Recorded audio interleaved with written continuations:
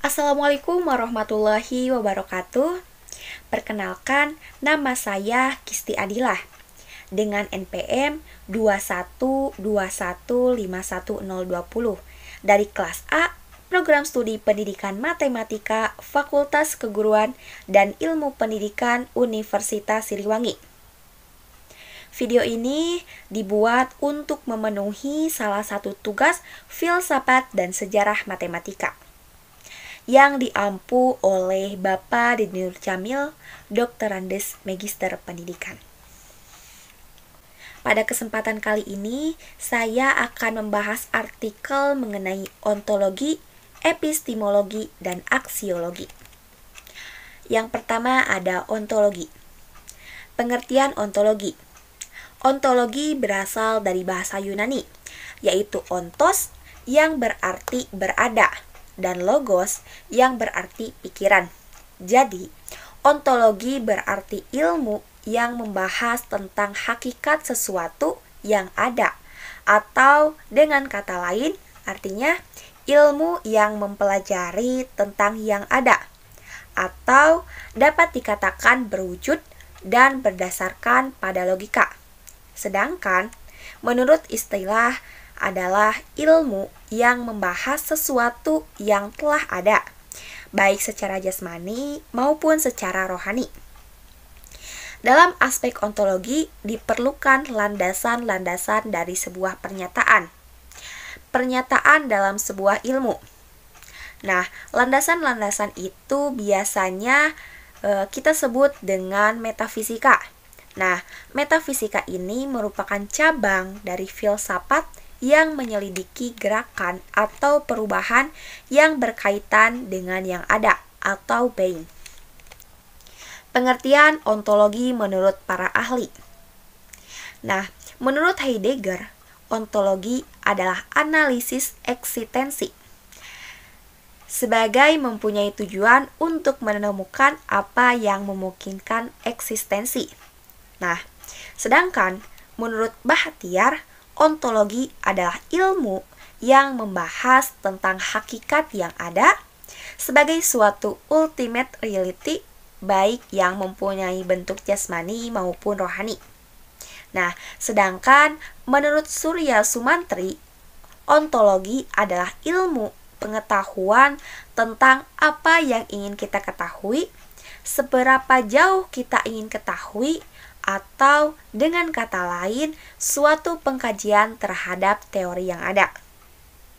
Nah, kesimpulannya, ontologi adalah cabang filsafat yang membahas tentang prinsip yang paling dasar atau paling dalam dari sesuatu yang ada.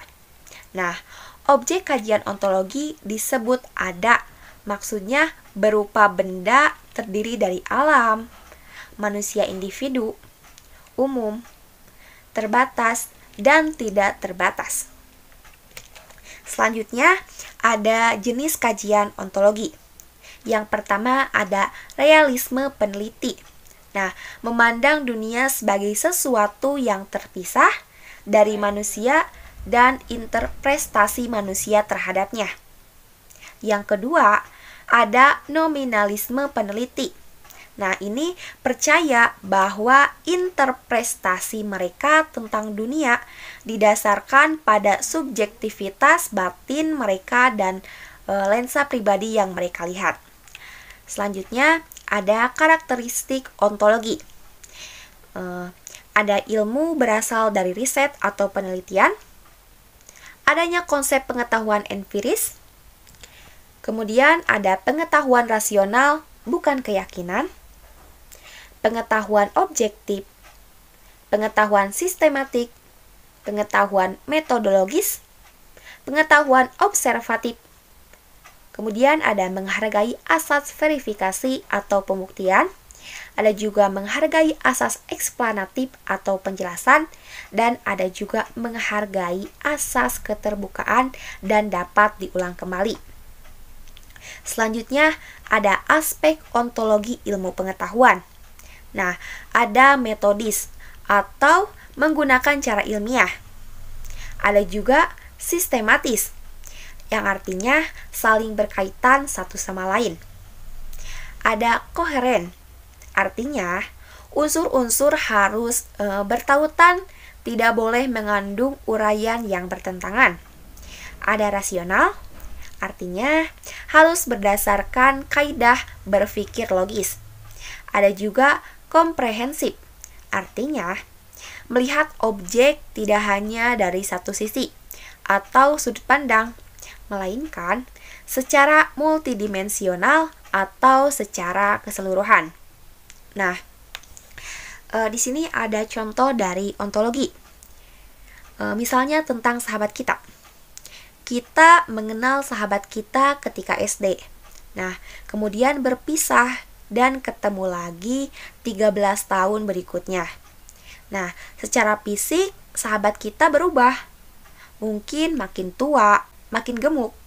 Nah, tetapi ada sesuatu yang tetap dalam dirinya. Nah, sesuatu yang tetap yang membuat kita tetap mengenal dan tahu bahwa ia adalah sahabat kita, bukan yang lain. Meskipun secara fisik ia berubah, itulah yang disebut ontologi dari sahabat kita. Yang kedua, mengenai epistemologi. Nah, pengertian epistemologi. Nah, epistemologi merupakan kata gabungan dari episteme dan logos. Nah, episteme berarti pengetahuan atau kebenaran, sedangkan logos berarti pikiran, kata, ataupun teori. Nah, jadi dapat diartikan sebagai pengetahuan sistematis mengenali pengetahuan.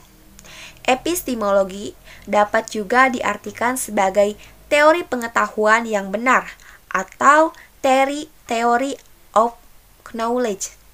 Nah, epistemologi adalah cabang filsafat yang membicarakan tentang asal-muasal, sumber, metode, struktur, dan validitas atau kebenaran pengetahuan.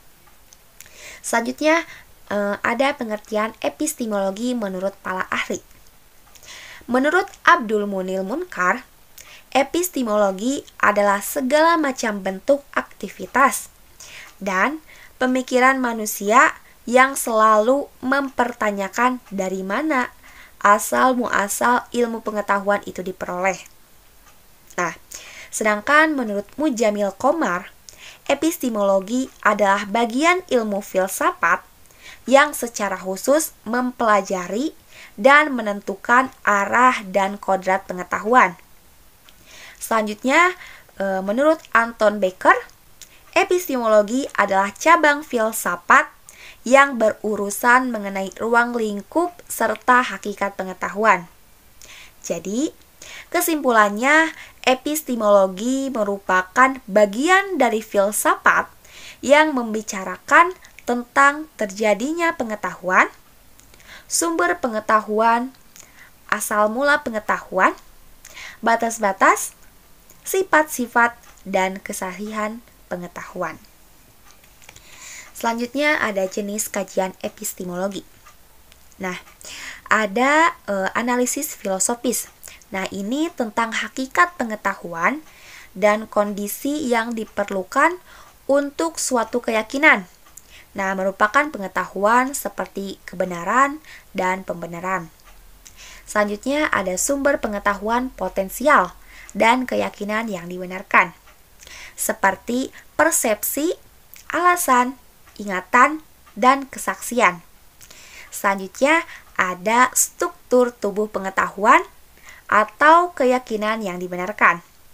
Nah, termasuk apakah semua keyakinan yang dibenarkan harus diturunkan dari keyakinan dasar yang dibenarkan atau apakah pembenarannya hanya memerlukan seperangkat keyakinan yang koheren.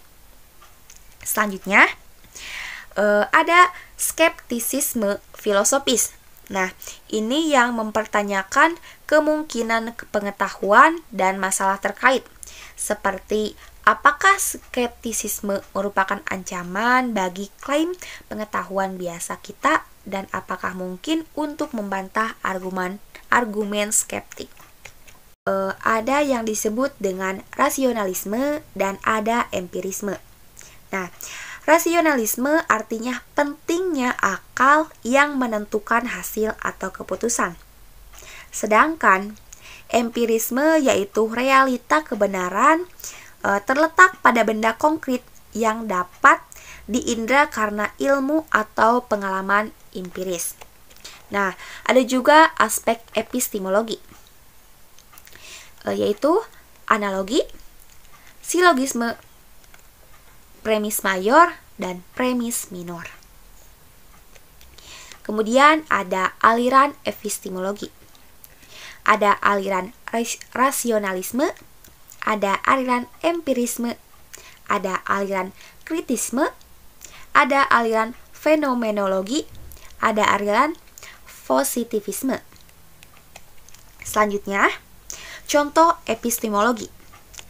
Seperti kebenaran sebuah teorema, untuk mengetahui benar atau tidaknya sebuah teorema, maka diperlukan adanya pembuktian, sehingga pembuktian teorema dalam matematika ini merupakan contoh dari epistemologi matematika. Yang ketiga, ada aksiologi.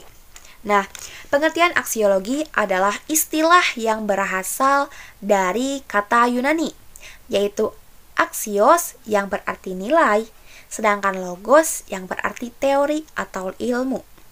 Nah, jadi aksiologi merupakan cabang filsafat ilmu yang mempertanyakan bagaimana manusia menggunakan ilmunya. Aksiologi dipahami sebagai teori nilai. Nah, ada juga pengertian aksiologi menurut para ahli. Menurut Kassob tahun 2004, aksiologi adalah ilmu pengetahuan yang menyelidiki hakikat nilai yang umumnya ditinjau dari sudut pandang kefilsafatan. Nah, ada menurut Wibisono tahun 2009. Aksiologi adalah nilai-nilai sebagai tolak ukur kebenaran, etika, serta moral sebagai dasar normatif penelitian dan juga penggalian, dan ada penerapan ilmu. Sedangkan menurut Jujun S. Surya Sumantri, aksiologi adalah teori nilai yang berhubungan dengan kegunaan dari pengetahuan yang diperoleh. Jadi, kesimpulannya, aksiologi adalah ilmu yang membicarakan tentang tujuan ilmu pengetahuan itu sendiri. Nah, ilmu yang mempelajari hakikat dan manfaat yang sebenarnya dari pengetahuan, serta sebenarnya ilmu pengetahuan itu tidak ada yang sia-sia kalau kita bisa memanfaatkannya. Ada macam-macam aksiologi, yaitu moral conduct, aesthetic expression, dan socio-political life. Nah, moral conduct yaitu tindakan moral. Bidang yang satu ini melahirkan disiplin khusus yang kita kenal dengan istilah etika. Nah, ada aesthetic expression, yaitu ekspresi keindahan. Nah, bidang ini menimbulkan atau melahirkan suatu keindahan. Sedangkan socio-political life, yaitu kehidupan sosial politik, yang akan melahirkan atau memunculkan filsafat sosiopolitik. Nah, ada aspek mengenai epistemologi, seperti etika dan estetika.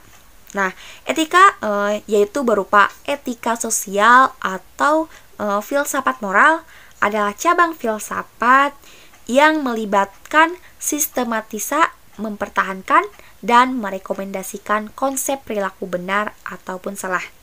Nah, sedangkan estetika yaitu cabang filsafat yang berhubungan dengan sifat keindahan dan rasa, serta filsafat seni atau wilayah filsafat sendiri yang keluar dari estetika.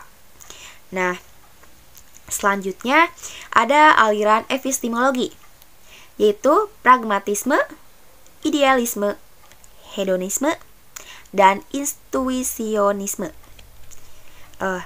Selanjutnya, contoh dari aksiologi.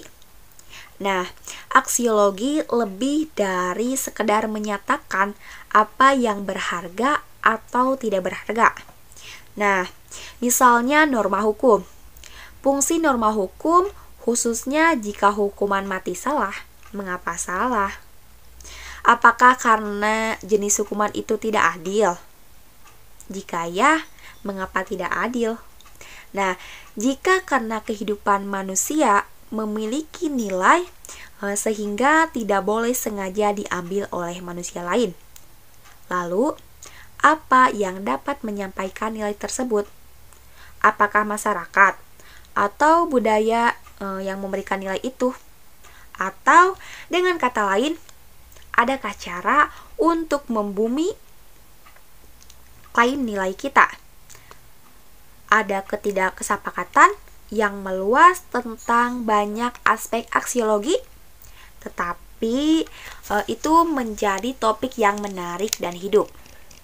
Nah, jadi kesimpulannya, ontologi, epistemologi, dan aksiologi filsafat adalah ilmu pengetahuan yang komprehensif, yang berusaha memahami persoalan-persoalan yang timbul di dalam keseluruhan ruang lingkup pengalaman manusia. Nah, dengan demikian, filsafat dibutuhkan manusia dalam upaya menjawab pertanyaan-pertanyaan yang timbul dalam berbagai lapangan kehidupan manusia, termasuk masalah kehidupan dalam bidang pendidikan. Nah, pada prinsipnya, filsafat menempatkan sesuatu berdasarkan kemampuan daya nalar manusia. Nah, kebenaran dalam konteks filsafat adalah kebenaran yang tergantung sepenuhnya kepada kemampuan daya nalar manusia.